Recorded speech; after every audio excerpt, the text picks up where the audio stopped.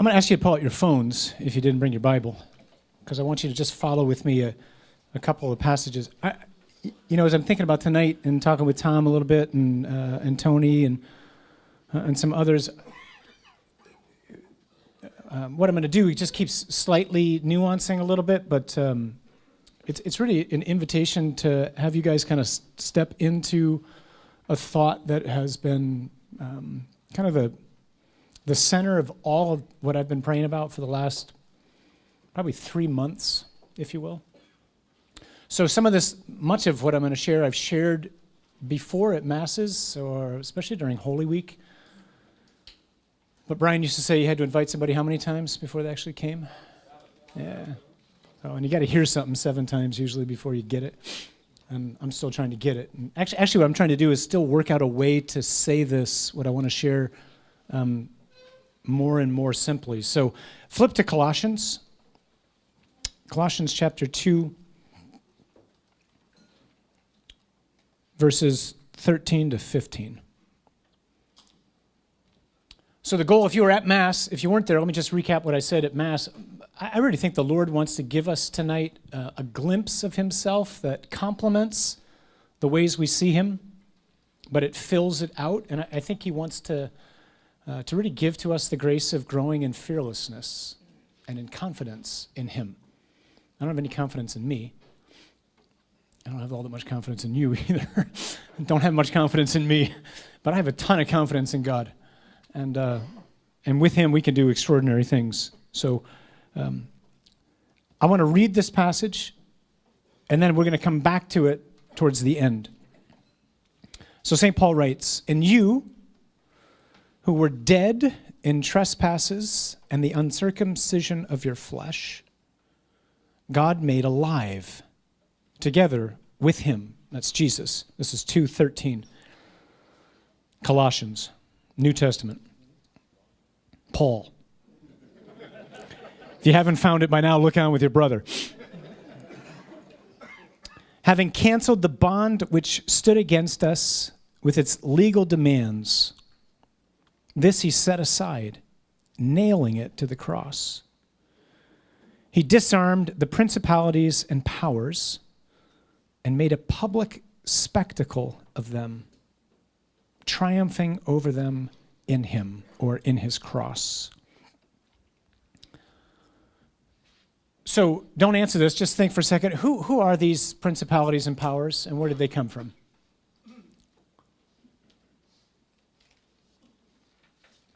This single passage is something that I just keep chewing on over and over and over again during Lent and during Easter. And it really is increasingly so the source of my hope as I consider what it is that Jesus has done for me and for us. So again, he disarmed the principalities and powers and made a public spectacle of them, triumphing over them in him. So what I want to try to do tonight is give us a context, if you will. It's something like the biblical worldview for the battle, which some of us know and some of us have heard bits and pieces of, but think last week to the scriptures that we had for the ascension, Jesus' command, go and proclaim the gospel. Great, okay, that's a commission entrusted to every single one of us here. It's actually primarily entrusted to you, not to me. So what's the gospel? Don't answer it. Just think really quickly. If someone came up to you and said, what's the gospel? How would you answer it? Don't tell me it's the good news. That doesn't help me. It's the good news about what? In the Archbishop's words, are you able really quickly to articulate the kerygma? You're like, Korea? I don't even know how you spell that. So the CH or a K, what is that? So like some of us here are engineers, some of us here are accountants, and it's like, isn't there a simpler way to, use words and whatnot? It's like, no, you guys have technical fields. You need to use particular words. So with the church, this is a word. Learn it. Know it. Kerygma, it's 4 parts. And if we get this, we get the worldview. And I think at least for me, increasingly so, if I get the biblical worldview, something like an explanation to the question, why are things so messed up? Because things are pretty messed up. If I get that, now I know how everything fits together, and I have a much fuller understanding of this, and I leave here with tremendous confidence. So the charisma is 4 parts, all right? So we know this, presumably, right? Anybody know the first part?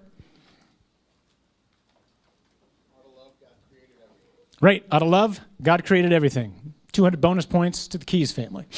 All right, that's the first part. So why do you exist? Why do I exist? Why does anything exist? Because God, in his great kindness, in his love, in his generosity, willed us into being.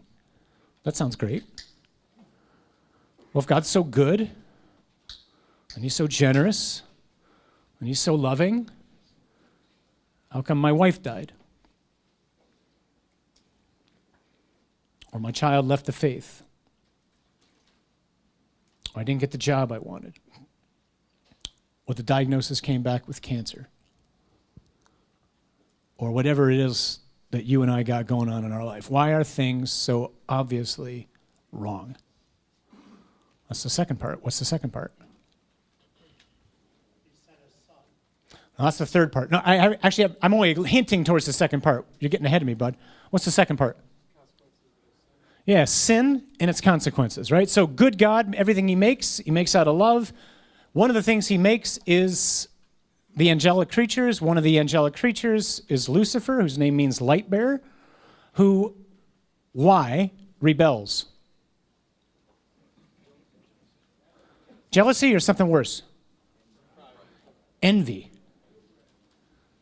So Scripture says, through the envy of the devil, death entered the world. This is wisdom too. And all who are in his possession experience it. Who's he envious of? Us. Got to get this right. Not God. Us. Satan knows he's a creature. He knows he's not God. He's envious of us. What precisely is he envious of? He's envious of God's plan for us, that we would be divinized and share in his own abundant life. Satan will not stand for this. And so he rebels. And he takes 1/3 of the hosts of heaven with him. That's what Revelation says. That's who you and I face. That's the enemy. Not some other political party that you don't belong to. Not some ethnic group that you struggle with. I got to know who the enemy, right, is. That's the enemy, right? So what does he do? He goes off to make war against us. His strategy is what? How does he get us to fall against and rebel against God? What's he do? He lies, right? He deceives. So he accuses God. He says he's holding out. He's not good. He's not a loving father. And so he tricks humanity. And the result of tricking humanity, this is the insight that's been really helpful for me just to grasp. I like the language. It comes from an author named Fleming Rutledge. As a result of this, humanity sells itself into slavery. That's the human condition. That's us. Who are we sold into slavery to? 4 things. Death, understood with a capital D. How do you know that? You are going to die, and there's nothing you can do about it. Sin, which is also written with a capital S.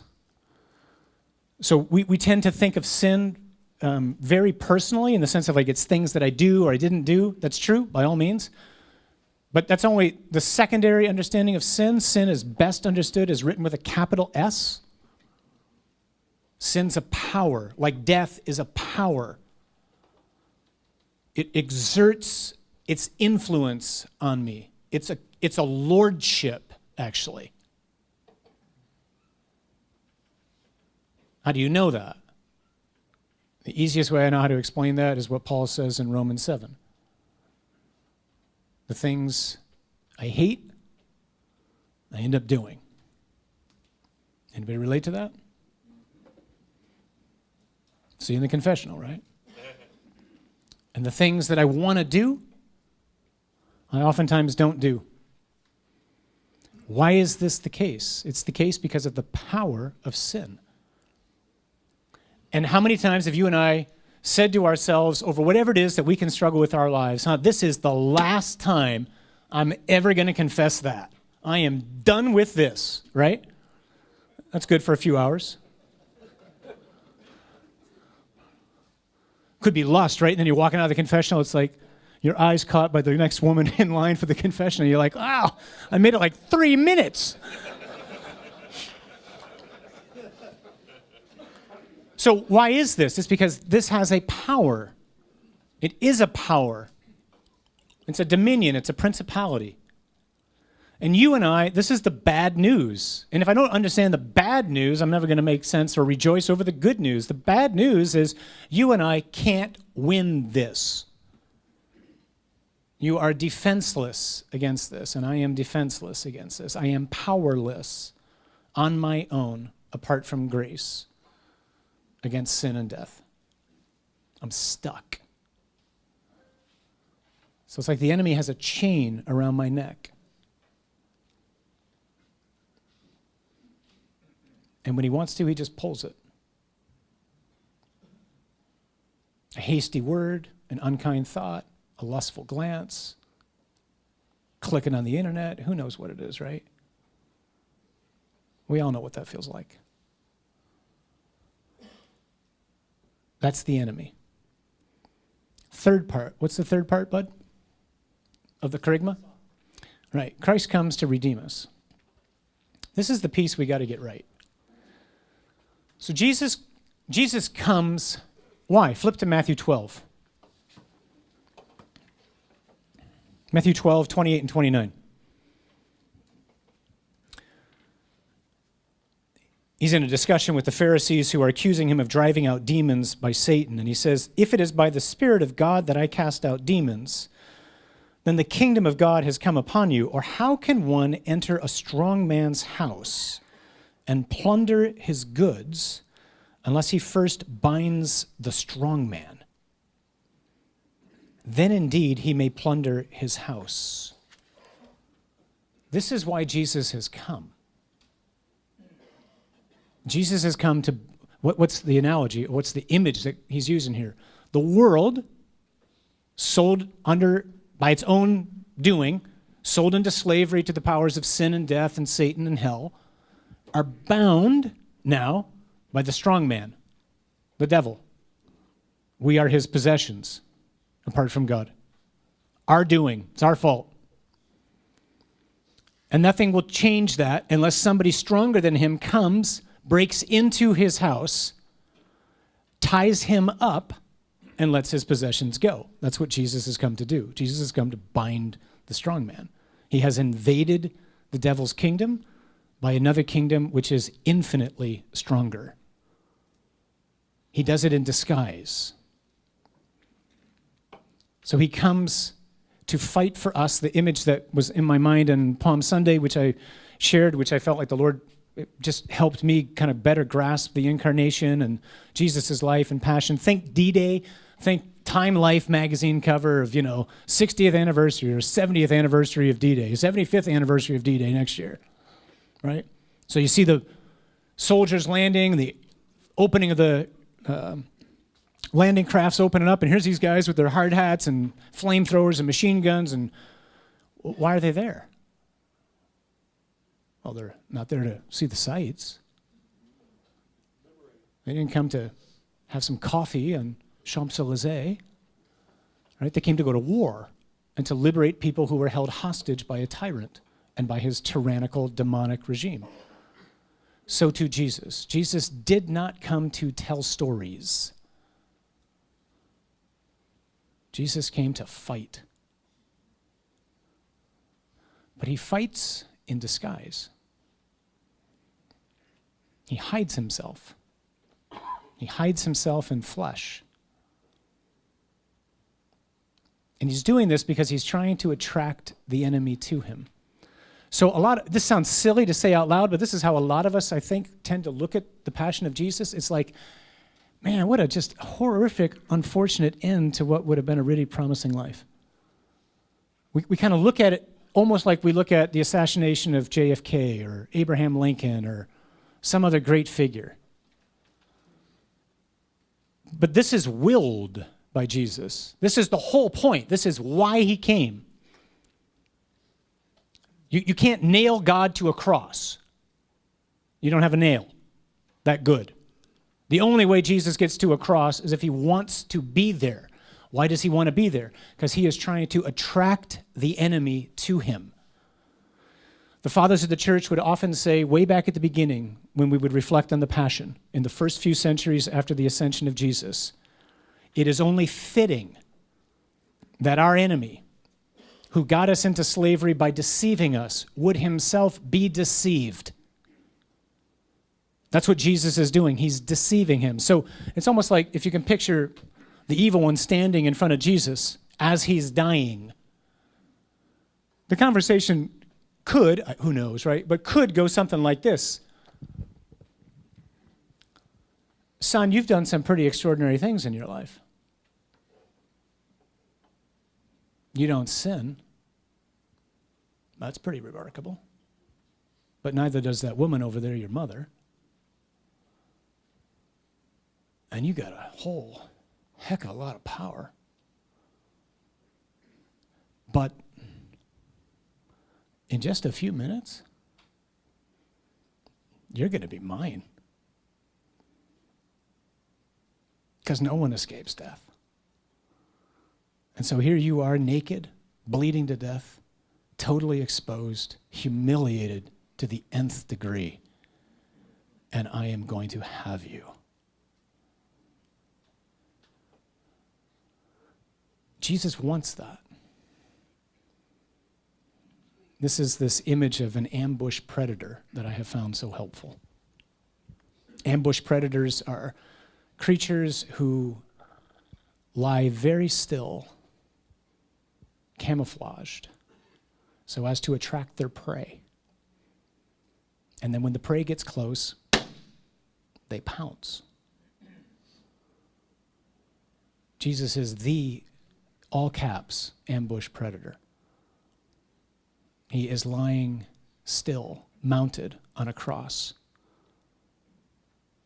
in disguise. His humanity has more and more and more covered his divinity so that death would get close. So it's almost as if death, this is a personification, right? But it's like the Lord is trying to get swallowed by death. We sing this song in, Tom, are you still down here? Not Baston, sorry, Orem. So we sing this song by Matt Maher all the time, you know, trampling over death by death. That's the line in there. You ever, like, how does that work? Well, here's how it works. Jesus destroys death by being swallowed by death so that from within death, he can explode it. That's how. He's wanting to get devoured. You with me? All right? Okay. It was for this purpose that Jesus came. This is the charisma. God creates, it's good. One of his creatures rebels, goes to war against us out of his envy for us. As a result of what it is that he deceives us to do, we sell ourselves into slavery. And to get out of this, from which you and I cannot escape, God does this unbelievable search and rescue mission. And it ends with this humiliating, seemingly, death, which leads to the undoing of death. So the fathers, again, would say there's three ways to understand the Passion. We often talk about, you know, like Jesus on the cross shows you how much God loves you, right? Well, it's true. That affects some people. It doesn't affect a lot of others, right? So the Passion is supposed to have an effect on you and me. Like, look how much he loves you. Well, great. Didn't do anything for me. Maybe it did. That's one understanding. The second understanding is Jesus on the cross is there in my place. He's making atonement for me. In that sense, he's affecting the Father, if you will, although we got to get this right. It's not like good God, bad God, too long to go into right now, but just carefully don't go there.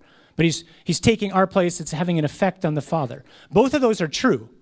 He is showing me how much he loves me, and he is taking my place. But the third way, which is the primary way the early church talked about it, is Jesus on the cross is affecting Satan. Which brings me back to Colossians.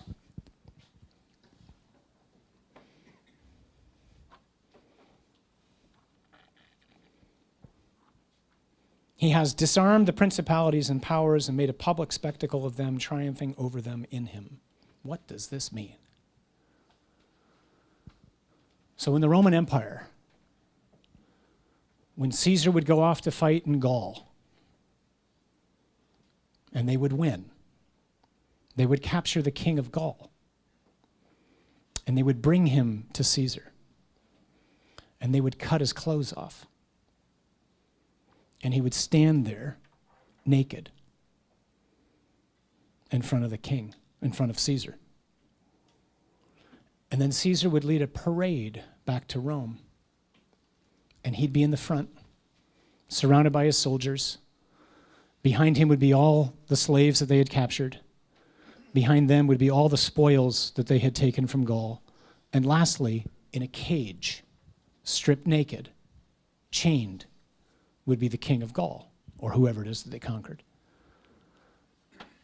And Caesar would walk or ride through the city streets of Rome into the forum, and then they would get into the center of the forum. They would parade this now defanged king to all the people, and then they would execute him.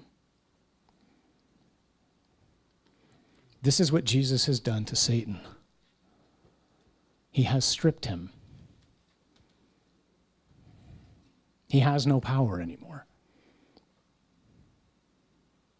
Not if Jesus is alive in you and me. He has no power over me. I don't mean this to be naive. He still attacks me like crazy, okay? And he will tonight again, I know. But he has no power. Jesus has broken his power. He's transferred me from his kingdom to another kingdom. I now live in the Lord's kingdom. And I have memories and I have habits and I have an imagination which sometimes go haywire. But the power and the kingdom and the dominion of sin do not exert its hold on me anymore. And death just doesn't scare me anymore. Because Jesus has triumphed. And death has lost. And it's lost its sting. Yeah, I cry. Yeah, I grieve. Yeah, I'm not looking forward to the process of dying. But death has no hold on us anymore. That's what Paul's saying here. He has stripped these things. If we get this, then we should get how it is you and I are supposed to be fearless. One of the devil's strongest strategies against us right now is to look out at the world and to just, again, this sounds silly maybe to say out loud, but we live this way as disciples oftentimes. We live with a defeatist attitude. Oh, it's just a mess, and it is. It's never going to turn around, and it might not. But Jesus is Lord. And he ain't nervous. It looked like this huge battle between him and death. It turned out to be no battle at all. He just walked into hell, chained the strong one, and liberated hell. That's who's calling us to follow him. That's who's sending us out to transform our homes, our workplaces, our culture. So Tom often says, so what, now what? Okay, so what's the now what in all this for us in our time together and talking? I'd say a couple things. First, it's just to soak in this. Like I often picture, here's a glass of water and the Lord's trying to teach me something and I think I get the point, and I jump on. It's like, no, you really don't understand that quite as much as you should. Just sit there for a little while. So sit here for a little while with us. Sit in prayer with us. Go to this passage in Colossians. Go to Matthew 12, 28 to 30. Just ask the Lord, show me who you are. And give me the confidence that comes from knowing who it is who's calling me to follow and who it is who's sending me out in communion with all of you and so many others to get your world back. Just soak in it. And feel yourself just sitting back and throwing your shoulders back and sitting up straight. Jesus is Lord, brothers. He's one. Do we live that way? Do we act that way? Do we think that way? That's the first thing I'd suggest. in the so what, now what. Here's the second thing. I had this image over and over again of picture the wall is a map. So much like the Allies landing at D-Day and, as all the generals are strategizing for the day, they're trying to get a beachhead, right, so that they can establish a place from which they can operate and then get to Berlin. All right, so here's the map is, it's France, or it's Western Europe, and it's all under the dominion of Nazi Germany. Slowly, that map begins to change, right? So now the map isn't Western Europe or France. Now the map is my life. Might be my imagination, might be how I spend my money, might be what I do with my free time, might be what habits I got, whatever it is. So now it's me, the map is me. And the Lord's just saying, let's just look at where the enemy's flag is flying in your life, in my life. And invite me in with all my power and all my majesty to take that back, to liberate it. Then third, now it's my family, or it's my marriage, or it's my relationship with my son or my daughter, or individual people. And the Lord's asking the same thing. Let's look at the map of that. Where is the enemy's flag flying? In all of our relationships, right, we know buttons to push. And when we're tired, agitated, frustrated, whatever, we just push buttons. When we do that, we just collaborate with the enemy who hates us, who's trying to ruin me. Why would I do that? So the Lord's just saying, let's look at that area. Let me in. Let me take that. Let me capture it. And then it's out. Then he asks us to look strategically out into those places where, again, he has placed you in a particular way to go take back land which is rightfully his. See, here's the challenge. We have somehow gotten the idea that Christianity is a religion, which means it's about my relationship with God, and it's very private. Brothers, that ain't Christianity.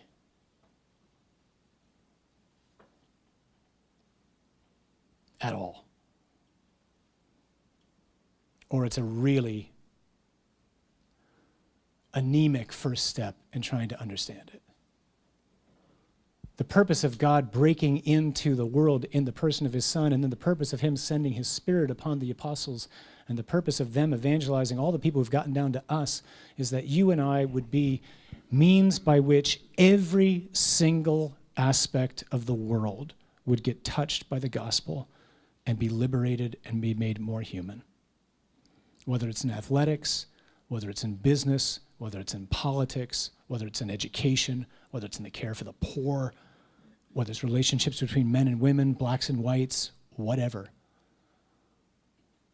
That's what the gospel's for. The gospel's not a religion. Did anyone know what the early church was described as? What do they call the first Christians? They belonged to what? The way. Exactly. It was a way. It was something that people saw. There was no private life, more or less, in the first century. Everything was done in public. There's no electricity. You're not going inside to watch TV. Everything happens outside. Everybody knows whether you went to the altar, to the temples to pay homage to the gods. I saw Heffernan wasn't there this week. I wonder what's up with him. I mean, like, this just spread. People observed this. And the gospel changed everything. And here's the key. As N.T. Wright in this book on Paul, which is a fantastic book, he talks at one point, people who had heard the Roman Empire say over and over again, we're all about this and this is what we're going to do for you. All of a sudden, when they see Christianity in comparison to that, they go, that's a lot of talk, and we know it's not true. That's not our experience. They're actually doing it. And so the gospel just attracted people to it like crazy. That's why Jesus founded a church. so that we would go and gather the nations in. Guys, the church is doing a really bad job of this. Because it's risky. We might get stoned, shunned, called names, and we will. So what? Jesus is Lord. He's unconquerable. So, the kerygma is the context. The so what, now what is, okay, so I got to soak in this. I got to see where the Lord's asking me to look at the map of my life, and where is it that the enemy's flag is flying, and ask the Lord into that, invite him into that. He's not looking like, Bob, you got to let me into that area, you stupid idiot, let me in. He's just going, son, let me in. Just surrender. It's never a reprimand like that. It's an invitation. Let me into that. I got freedom for you. I got liberation for you. I got more for you. Now let's look at our families, if we're married, then our work, then everything else around us. And then we go and we get to work and we ask him to heal this mutated understanding of faith being something that's for us when we get together on a Wednesday morning or a Tuesday night, when we're on church on Sunday or Saturday evening. That's incomplete. This is all for going out there because he wants his world back. And he could do it without us, but for some reason, he doesn't want to.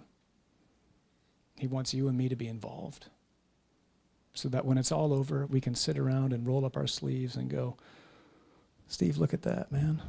I got that. Fighting alongside you for the king. Gosh, it was worth it.